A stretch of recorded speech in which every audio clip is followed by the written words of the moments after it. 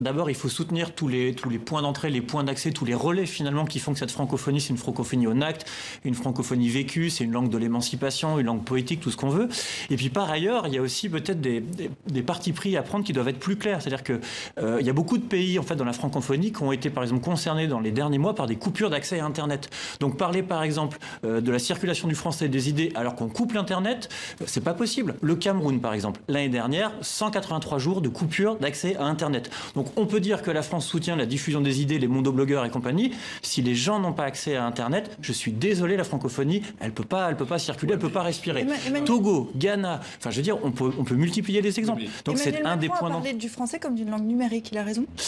Eh bien justement, dont acte, c'est-à-dire qu'il faut du coup être très clair vis-à-vis des opérateurs téléphoniques qui, par exemple, sont complaisants vis-à-vis des régimes. Peut-être qu'il y a des leviers. Je pense que ça c'est très excessif. Si vous demandez à la francophonie des choses qu'elle n'est pas du tout en état de faire. Et pourtant, c'est ce qu'elle dit, c'est-à-dire que l'OIF dit nous faisons tout pour. Non, mais on fait de la politique. Nous, en tant que journalistes, on explique que pour l'instant, il y a des progrès à faire. Je ne fais que dire qu'il faut avancer. Il y a effectivement des progrès à faire. Et il y a des progrès constants qui sont des progrès très simples dans les bagarres qu'on peut mener quotidiennement. J'appartiens à une organisation internationale et dans laquelle il y a 4 langues officielles, l'anglais, le français, l'espagnol et l'arabe. Nous veillons, section française, mais pas seulement section française, à défendre le fait que tous les documents d'Amnesty International soient traduits systématiquement en français, en arabe et en espagnol, et nous empêchons que des réunions se tiennent exclusivement en anglais. Donc je crois que ces petites bagarres au quotidien, elles sont très importantes. Maintenant, pour en revenir au cadre plus global de la francophonie et de l'usage du français dans le monde, moi je crois qu'effectivement, on peut pas être juste dans une espèce de vision. J'ai trouvé le discours de Macron, pour être franc,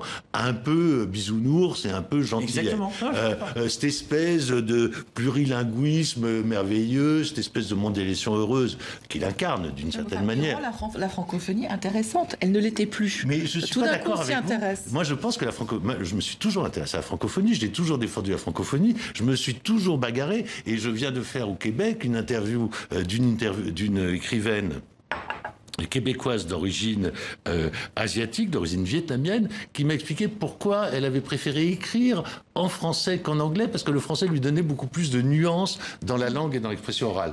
Donc voilà, il faut la former, il faut former ces gens-là et leur donner les moyens. Et j'ai eu le même vécu l'année dernière à Madagascar, justement, on sauvait la francophonie avec des blogueurs, je pense, qui étaient tous réunis, et c'était hyper fort de voir à quel point cette langue, elle n'incarnait pas que des échanges économiques, ou c'était vraiment une façon de communiquer, c'est des lueurs, des couleurs, enfin voilà. Et donc c'est pour ça que j'ai l'air un peu rigoureux, mais je pense qu'il faut vraiment défendre l'accès à l'information, l'accès à la culture, l'accès aux idées, et ça passe par tout un tas de Puis c'est une langue aussi, on le voit dans ce plateau, qui déclenche des émotions, des débats et des passions.